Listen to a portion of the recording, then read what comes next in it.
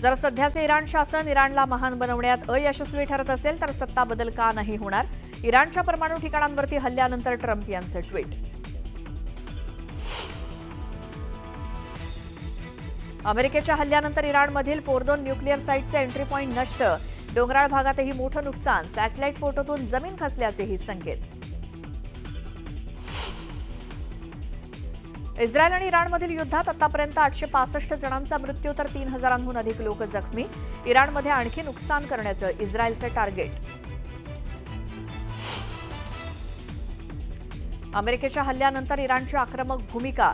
हॉर्मुझ खाडी बंद करण्यासंदर्भात राष्ट्रीय सुरक्षा परिषदेत एकमत. लवकरच निर्णयाची शक्यता.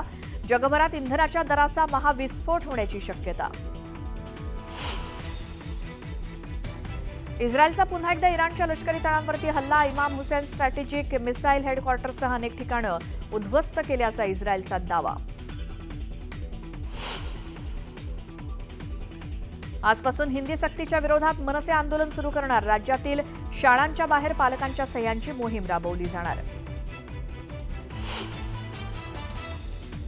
हिंदी भाषा सक्तीच्या मुद्द्यावरून राज्य सरकारनं बोलावली त्रिभाषा सूत्र संदर्भात बैठक. मुख्यमंत्र्यांच्या निवासस्थानी रात्री बैठकीचं आयोजन. काय होणार निर्णय याकडे लक्ष. आज परिवहन विभागाची श्वेतपत्रिका जाहीर होणार. मंत्री प्रताप सरनाईक जाहीर करणार श्वेतपत्रिका. श्वेतपत्रिकेत नेमका काय खुलासा होणार याकडे लक्ष.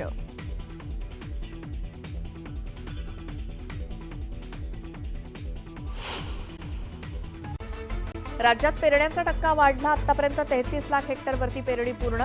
लातूर जिल्हा आघाडीवर.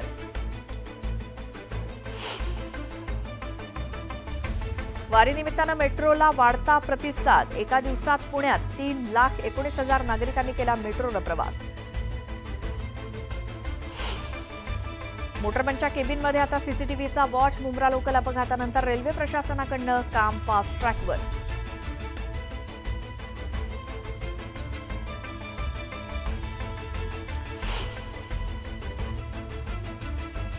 शिर्डी साई मंदिरात व्हीआयपी दर्शन फक्त 3च वेळा. सामान्य साई भक्तांना त्यामुळे दिलासा.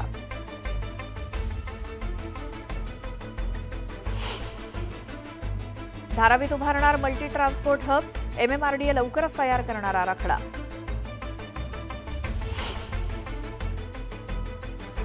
ई-बाईक टॅक्सी सेवा नको. राज्य परिवहन विभागाला नागरिकांच्या सूचना.